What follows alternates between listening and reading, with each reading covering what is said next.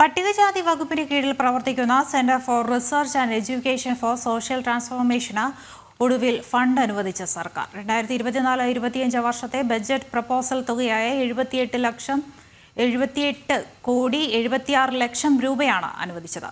സാമ്പത്തിക പ്രതിസന്ധി നേരിടുന്ന ക്രസ്റ്റിനോടുള്ള സർക്കാരിന്റെ അവഗണന ജനം TV വാർത്തയാക്കിയിരുന്നു. ഇതിനെ തുടർന്നാണ് നടപടി. ജനം ഇമ്പാക്ട് വിവരങ്ങളുമായി പ്രശാന്ത് ശങ്കരമംഗലത്ത് ചേരുന്നുണ്ട്. പ്രശാന്ത്, ട്രസ്റ്റിന് ഫണ്ട് അനുവദിക്കുന്നില്ല എന്ന വാർത്ത നമ്മൾ നേരത്തെ റിപ്പോർട്ട് ചെയ്തിട്ടുണ്ട്. ഇതേ തുടർന്നാണ് ഇപ്പോൾ സർക്കാർ തുക അനുവദിച്ചിരിക്കുന്നത്. എന്തൊക്കെയാണ് വിശദാംശങ്ങൾ? പട്ടികജാതി വകുപ്പിന് കീഴിൽ പ്രവർത്തിക്കുന്ന ക്രസ്റ്റിന്റെ സാമ്പത്തിക പ്രതിസന്ധി ജനം TV വാർത്തയാക്കിയിരുന്നു.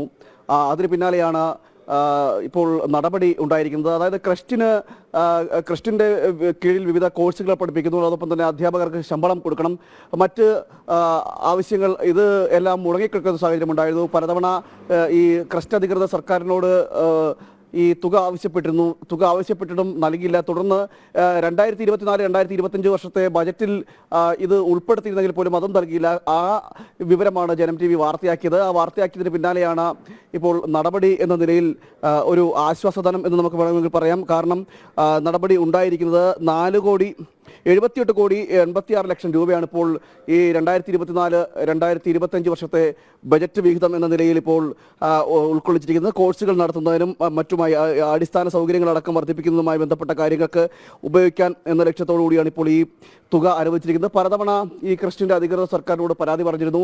പട്ടികജാതി വകുപ്പിന് കീഴിൽ പ്രവർത്തിക്കുന്ന ഒരു വിഭാഗമാണ് ഈ ക്രസ്റ്റ് എന്ന് പറയുന്നത്. ഒരു വിദ്യാഭ്യാസ സംവിധാനമാണ് ക്രസ്റ്റ് എന്ന് പറയുന്നത്. ആ ക്രസ്റ്റിനോടായിരുന്നു സർക്കാരിൻ്റെ അവഗണന എന്ന് പറയുന്നത്. കടുത്ത അവഗണനയായിരുന്നു ക്രസ്റ്റിനോട് നേരിട്ടുകയും ചെയ്തത്. ഈ സാമ്പത്തികമായിട്ടുള്ള ആനുകൂല്യങ്ങൾ നൽകാതെയും അടക്കം ക്രസ്റ്റ് സാമ്പത്തികമായിട്ടുള്ള ആനുകൂല്യങ്ങൾ നൽകാതെ വന്നതോടെ ക്രസ്റ്റിന് വലിയ ബുദ്ധിമുട്ടുകൾ നേരിടുന്ന ഒരു സാഹചര്യമെല്ലാം ഉണ്ടായിരുന്നു. അങ്ങനെ ആ സാഹചര്യം പ്രതിസന്ധിയിലേക്ക് കടക്കുകയും ചെയ്തു. പക്ഷേ ഇതിൻ്റെ പ്രവർത്തനം തന്നെ ഒരു മന്ദീഭവിക്കുന്ന നിലയിലേക്ക് എത്തുകയും ചെയ്തിരുന്നു. അങ്ങനെയാണ് ഈ ക്രസ്റ്റിൻ്റെ തന്നെ ഡയറക്ടർ ഇതിൽ സർക്കാരിനോടൊരു തുക അനുവദിക്കണമെന്നൊരു ആവശ്യം മുന്നോട്ട് വയ്ക്കുകയും ചെയ്തത്. അതിൻ്റെ അടിസ്ഥാനത്തിലാണ് തുക അനുവദിച്ചതെങ്കിൽ പോലും ആ 2024-2025 വർഷത്തെ കാലത്തെ ബജറ്റിൽ ഈ തുക ഉൾക്കൊള്ളിച്ചെങ്കിൽ പോലും അത് നൽകിയില്ല. തുടർന്ന് 2025-2026 ബജറ്റിൽ കാലത്തേക്ക് അത് നീക്കിവെക്കുന്ന ഒരു സാഹചര്യമൊക്കെ ഉണ്ടായിരുന്നു.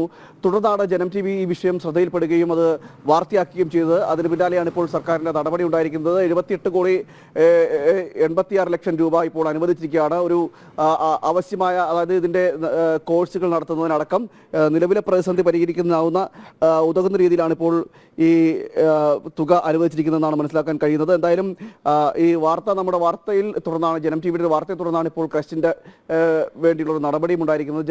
ജനം TV ആണിത് വാർത്ത നൽകുകയും ചെയ്തത്. ക്രസ്റ്റിനോടുള്ള അവഗണന, സർക്കാരിൻ്റെ അവഗണന കടുത്ത അവഗണനയായിരുന്നു. സാമ്പത്തികമായ പ്രതിസന്ധികൾ നിലനിൽക്കുന്ന സാഹചര്യമുണ്ടായിരുന്നു. എന്നാൽ പ്രവർത്തനമായി കോഴ്സുകൾ നടത്തുന്നതിനും മറ്റ് അധ്യാപകർക്കും അടിസ്ഥാന സൗകര്യങ്ങൾ അടക്കം വർദ്ധിപ്പിക്കുന്നതിനടക്കം ഇതിൽ മുന്നോട്ട് പോകാൻ കഴിയാത്തൊരു സാഹചര്യമുണ്ടായിരുന്നു. തുടർന്നാണ് ഇത്തരത്തിൽ വാർത്ത നൽകുകയും അതിനുശേഷം സർക്കാരിന്റെ ഭാഗത്തുനിന്ന് ഈ 78 കോടി രൂപ അനുവദിച്ചുകൊണ്ടുള്ള നടപടിയിലേക്ക് പ്രശാന്ത് ശങ്കരമംഗലത്താണ് തിരുവനന്തപുരത്ത് നിന്ന് വിവരങ്ങൾ നൽകിയത്.